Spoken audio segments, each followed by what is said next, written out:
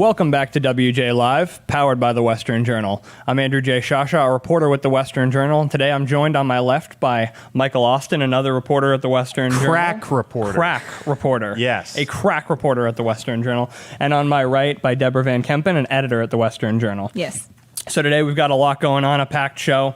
We're going to talk about cultural relativism of the left. We're going to talk about Andrew Cuomo, governor of New York, and some of his shady dealings this last week. But before that, we're going to touch on some reporting that we've been doing here at the Western Journal, or that we're starting to get into here at the Western Journal. Now, according to NBC News, there was a headline this morning or yesterday evening. Liberal groups launched, quote, Latino AntiDisinformation Lab to combat COVID and election messaging. So essentially what this report detailed was that Voto Latino, if you're not familiar, it's a Latino voting organization, and Media Matters, the left-wing, fact checker of news and, moral behavior in right-wing media.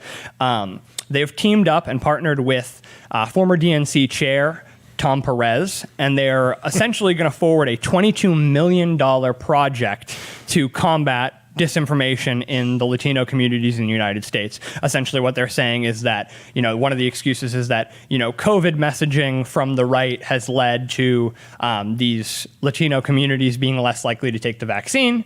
They're claiming that a lot of the Republican gains in Latino communities in the 2020 presidential election was a result of, disinformation spread by the right in Latino communities. Obviously, the undercurrent there being that apparently minority communities are not trusted by the left to discern information for themselves, which is ridiculous, and we'll get to that a little bit later. But just first, I want to get to Michael and Deborah. I mean, what does this say? What does this say? What is going on here? Is this just a scam? Are they attempting to silence and censor conservative voices going into that community? Is it kind of a rapid response to a changing electorate? What's happening here? Well, the left always calls the right white supremacist, but I can't think of something more white supremacist than assuming that you know better than Latinos what information is correct or not, and you're going to feed that to them because they can't handle it for themselves. Yeah. It's absolutely insane to me that there's essentially this idea that that the information that they're receiving, on social media. I mean, we had Joe Biden in his town hall the other night outright say that the Black and Latino communities are illiterate with regard to the internet. That they weren't able to figure out the technology to sign up for COVID vaccines. Exactly. It's not particularly complicated. I know we've talked about older communities that did not grow up with the internet kind of dealing with that. You've reported on that, Michael. But at the end of the day, I mean, we're talking about, communities based on race, not on age here. And there's no question that folks know how to use the internet, across these barriers. I mean, what do you think's going on here? What's happening? I absolutely agree. It's ridiculous because I think so many liberals are of the mindset that minority groups can't think for themselves. And so they need the white saviors to come in and do all the thinking for them. And it's absolutely insane, the hypocrisy that's going on. And I think I shared a video with the company group chat like a few weeks ago or something. I can't remember who made the video, but it was just basically a conservative reporter going around and asking people on the street, what do you think about voter ID laws? And a lot of the white liberals that they interviewed were like, oh, I think they're just so racist. Like a lot of people don't know where the DMV is. They don't know how to sign up. And then he went around and he asked some of the Black people, he was like, so where's the DMV? And the guy was like, oh, it's just right down 95th Street. And it's like, are you kidding me? I think PragerU did that video. Okay, yeah. And I'm glad you bring that up. We're going to get to PragerU in a second here. But it's baffling to me. The problem with the DMV is not that, it's a part of the community that folks don't know about it. It's that people know far too much about the DMV, and it's just inability to get just about anything done. Michael, a member of the Prager Force. At one point, right? Yeah. Got in touch with some friends there this morning, and we kind of got talking about this report from NBC and this project.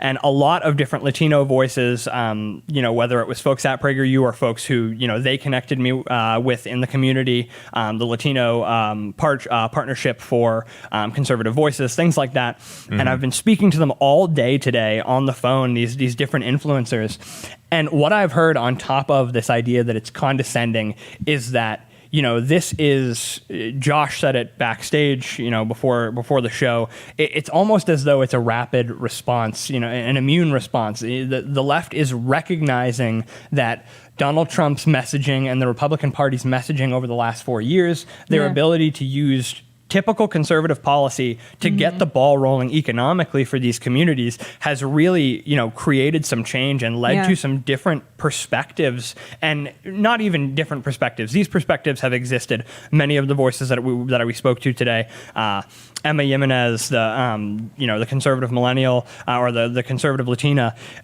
she spoke about that. These are conservative ideologies that have existed in Latino and Black communities for a very long time. There's high religiosity in these communities. And so we see conservative values in these communities. It just hasn't been drawn out properly by the right. And so we're finally seeing it. And so is this, what I want to ask you, Deborah, and then Michael, is this essentially just a partisan hack job, an attempt to just keep conservatives out of these communities? Are we essentially seeing a political operation here with this $22 million? Yeah, I think yes. I think that there's definitely a reason why so many minority groups supported Trump in the 2020 election. It's because he offered conservative ideals and moral integrity, and a lot of people just aren't seeing that on the left progressives agenda. And so I think that because of that, and because of the economic principles that he was for and things like that, I think that it really scares the left. And I think that they're trying to do whatever they can to kind of latch on to this disinformation campaign and say, this is the reason you guys are all being gypped. And, you need to come and see what we're telling you. And, it's just ridiculous. Well, yeah, they're terrified that they're going to lose this community because they've been grooming the Hispanic community to be their new kind of favorite son as they've started to move away from all of their pandering to the Black community. And we see this with them wanting to let in as many immigrants as possible, illegal or otherwise.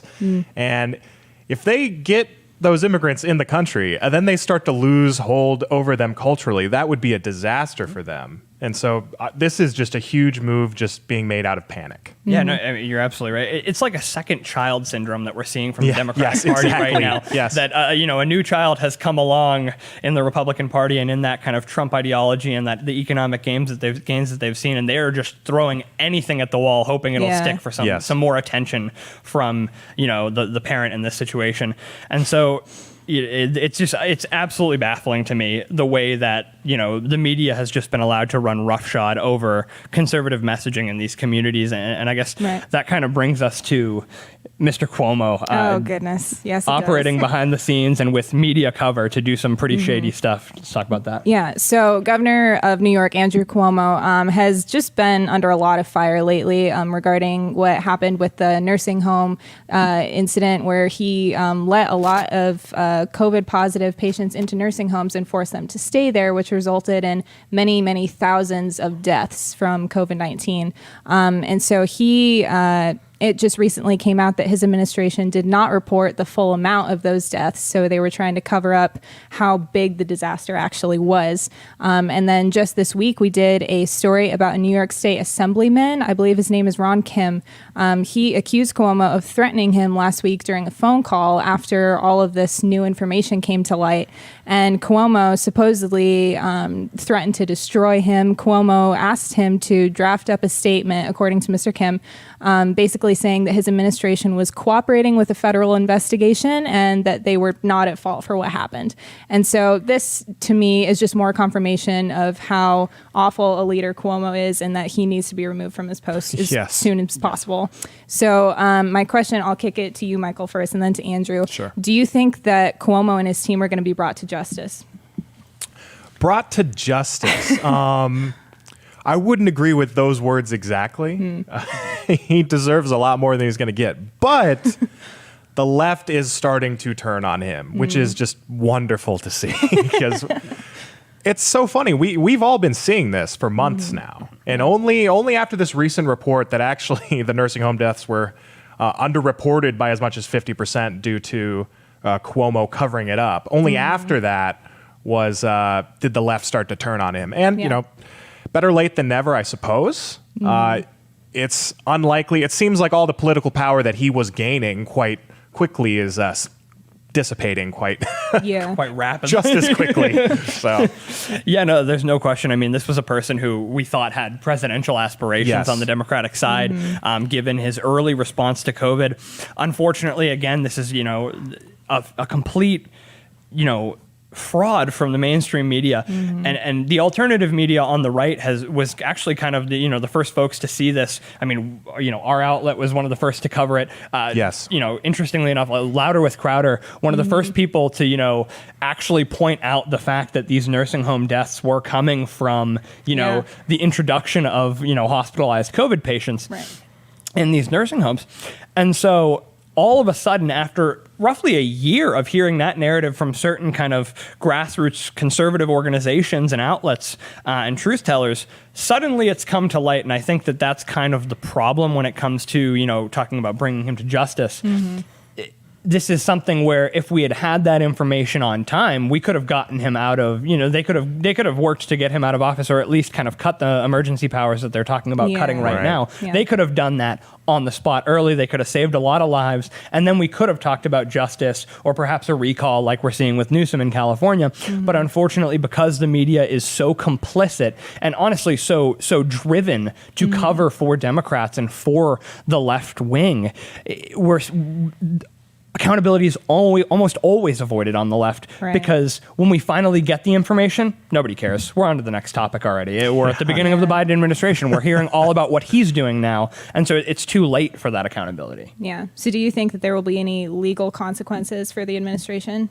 I don't see that Absolutely happening. not, no. Okay. Yeah. And I know that when I was kind of researching this topic earlier, I looked to see if anybody had started like a recall effort against Cuomo. And apparently you can't in the state of New York. So that sucks. There you go. Yeah. But are there any other avenues that you think that citizens of New York are going to try to pursue to get Cuomo out of there before the 2022 election?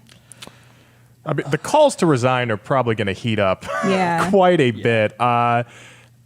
Maybe they won't be successful, but I am guessing his life is going to get very uncomfortable until his term is up. Yeah, so. I think when it comes to consequences, I think that it's more just going to be a factor of, at this point, his political capital in the Democratic Party is just about wasted. And that's great. And it's fantastic. It's absolutely wonderful. I think, unfortunately, nothing's going to come of those calls for resignation. We can hope that maybe we see a little bit more kind of grassroots movement with Republicans in the state of New York. I don't see that happening, too terribly often, but it would be wonderful if we could maybe see a little bit of political response.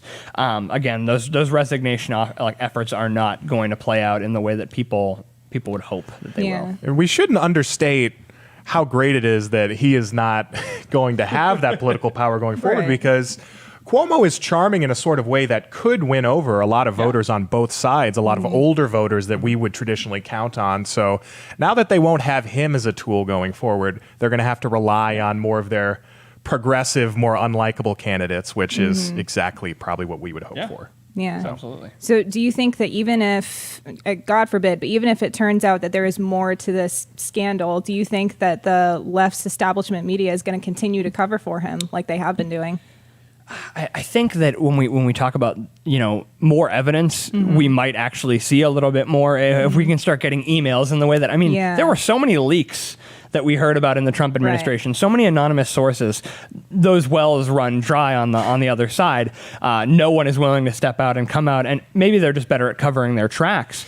I think, unfortunately, until we see more evidence, though, we're not going to see all that much on that front again.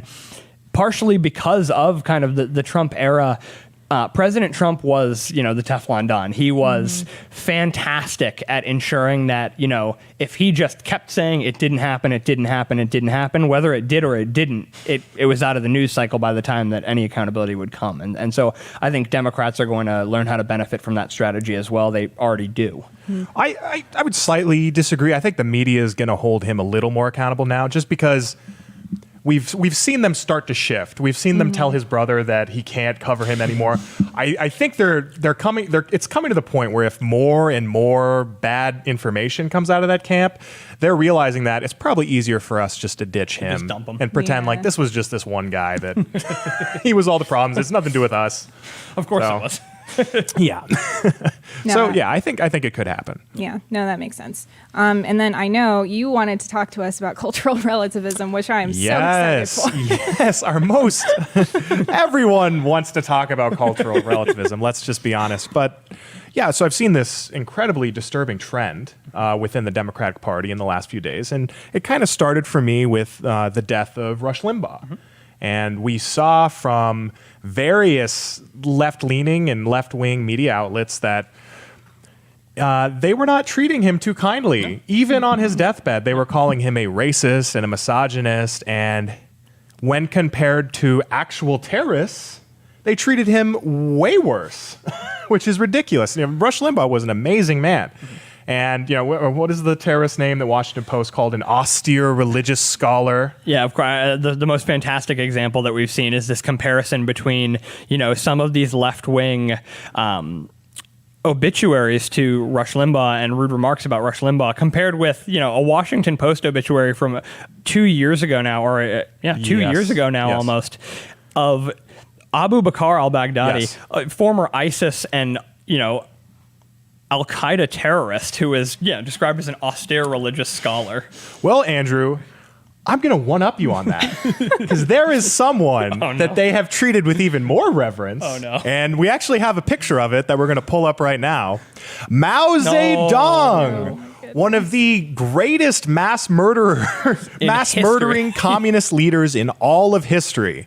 The New York Times said he began as an obscure peasant and died one of history's great revolutionary figures. Mao Zedong killed anywhere from 80 to 100 million people due to his communist policies and how he treated his people. So that just kind of shows you that when it comes to American conservatives, the left is fully willing to call us the most evil and despicable, vile filth imaginable. But when it comes to other cultures where they are actually murdering each other, that's just what they do over there. And, you know, another example of this we saw was at the recent town hall event that Joe Biden had, where when asked about the cultural genocide going on in China right now, for those of you that don't know, the Chinese government is rounding up the Uyghur population. It's a minority group in the Xinjiang region. They have, it's mostly Muslim and they're an ethnic minority in China. They're rounding those people up, putting them into camps, forcing sterilization upon them, forcing them to have abortions. Their population is mysteriously declining, so there's some that are saying they may in fact be murdering large numbers of them. We don't know that, but all the other reports indicate that there is a genocide going on in China. And so Joe Biden was asked about this, and he said, well, you know, I'm not going to really come out against that because different countries, they just have different cultural norms. Yeah.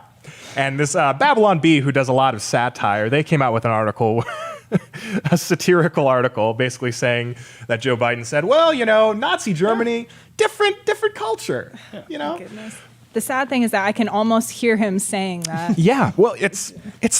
I mean, look, we don't know how many people are actually being killed, but it is a cultural genocide going on in China. They are making sure that population disappears and grows smaller and isn't able to reproduce. So what this all speaks to is cultural relativism. So, and what that means basically is that the left doesn't judge other cultures by the morals that we have. They say, oh, well, they have their own morals and they are equal to ours and we should just accept them for who they are. And that sort of nonsense leads to the accepting of all sorts of evils like we've already talked about. Yeah. But there's just a small wrinkle with the left's version of cultural relativism, all right? All cultures are equal, except for American culture. Of course. Except for Christian culture, except for conservative culture. Yeah. If you believe that it is actually wrong to murder someone, it's actually wrong to steal and lie, well, no, that culture sucks. Yeah. But if you're genociding an entire race of people, I mean, what are you going to do? It's different. Cultural norm. It's a different culture. So where do you think this push of cultural relativism, you know, we're seeing it with the president of the United States. Where do you think this can lead us to? It's a big I feel question. like we have to have, maybe I'm just wishfully thinking here. I feel like we have to have hit the end of it, because this is definitely something where we heard about it over the last 2 decades. We've heard whispers of this concept, the death of objective truth, the death of, actual values being objectively good and moral and upright. That's faded away over the last century or so. Right. And with some of these, you talk about different scholars that came from the fall of Nazi Germany, from the fall of the Soviet Union, and a lot of these like philosophical thinkers. I think we've come to the end of it when we start to see that the American people are being told that a genocide overseas, potentially one of the worst since the Nazis, at the very least one of the worst since the rise of Pol Pot in Cambodia. We're talking about the American people being bold-faced lied to. And it's part of this idea that there is global accountability measures in place. There's a United Nations that's supposed to hold nations accountable. The only nations that ever get held accountable, of course, are the nations that accept that accountability, places like the United States. And I think that's what you're seeing is that all of these structures and all of these philosophical ideas make good on the fact that in the Western culture, there are those objective morals. We are built on an objective society and an objective truth. As a result, we have to be able to look back and say, oh, well, the genocide of the indigenous populations in the United States, or what is now the United States, is terrible. The Trail of Tears, terrible. Yes. We have to look back on that history of slavery and say, that's awful. Yeah. Elsewhere, that's not necessary. Yeah. And the left manipulates that to sow division in our culture and in our political system.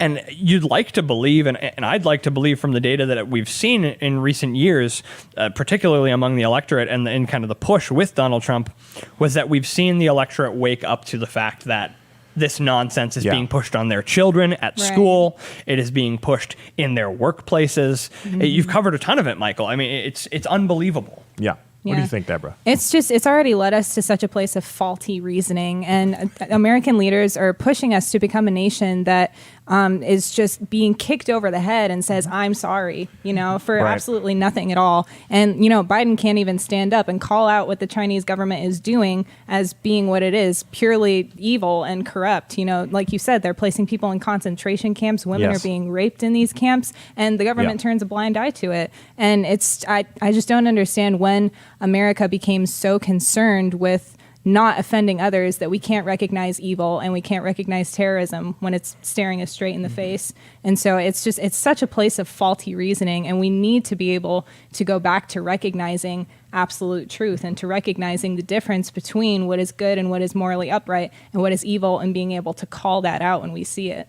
And I do think, to your point earlier, Andrew, I do think that they are starting to lose the narrative on this. When you have Biden in front of all those people saying those things, there's no getting past it. That's just wrong.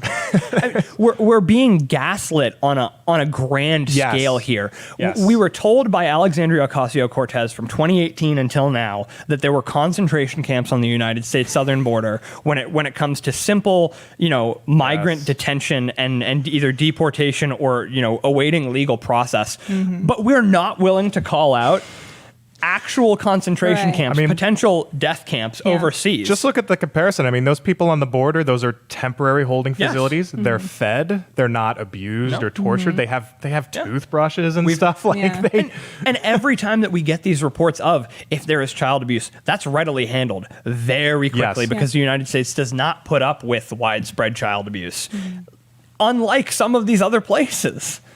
I don't know where we're going, but you would like to think that the American people are waking up to it. Yeah, and this sort of cultural relativism, it's strange that it only applies to seemingly the worst societies available, and yet when you turn it to our culture, it's not like, oh, well, our culture is equal to all others because we have our own views. Of course not. No, it's our culture is reprehensibly evil, and there's a few ideas I have as to why the left believes that to be, but what do you guys think? Why does it not apply to America itself?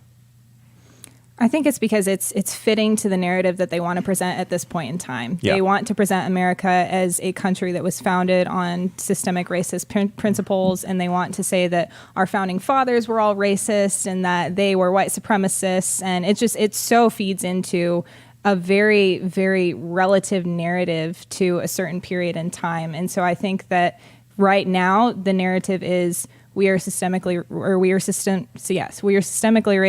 We are a nation founded on white supremacy. Therefore, we need to get rid of everything relating to our nation's history. We need to get rid of all these different things. And I think that the reason is because they don't want to admit that a lot of these very biblical and moral principles are exactly that.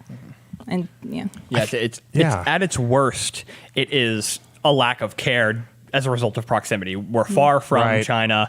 We don't get we don't get a good eye view into China, and so the left doesn't care what's happening in China, and at best it is good for political strategy. It's expedient. It's the idea that, we can sow that division, and as a result, more authority can be attributed to the United States government. And Deborah, I think that's a great point, that they're not necessarily cultural relativists. They're political opportunists. Yeah. And what is opportune at this moment in time is saying we're horrible and all these other places, they're fine. They don't have the problems. We do. That's why you need to elect us so that we can fix it all. Right. So I think that's pretty much all I had for that. Yeah, and we're just about out of time today. So this has been a very young episode of WJ Live, powered by the Western Journal. I'm the old guy in this episode. The oldest figure at the table is in mid-20s. Oh, my gosh. It's a replacements episode. All of our older folks, they didn't want us out here all talking, but they weren't available today. So you got the young kids. Going forward, if you want to keep track of us, if you want to avoid the young people episodes, and if you want to get some good wisdom from the less green members of our team, if you're watching us on YouTube, please be sure to like and subscribe.